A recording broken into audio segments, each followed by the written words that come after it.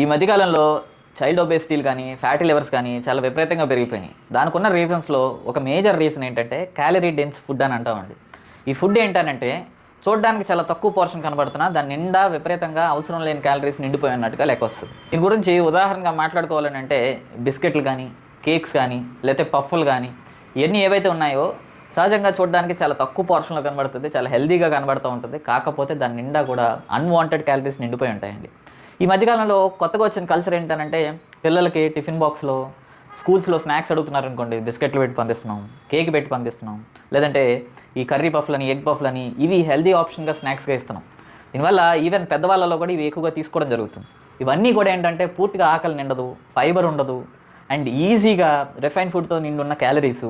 దానివల్ల ఏంటంటే fatty levers చిన్న వయసులోనే రావడానికి ఛాన్సెస్ ఉంటాయి. లేదనుకున్నా సరే ఒబేసిటీ కారణాలకి మెయిన్ రీజనింగ్ ఈ బేకరీ ఫుడ్స్, ఫాస్ట్ ఫుడ్స్ వల్లనే వస్తుందండి.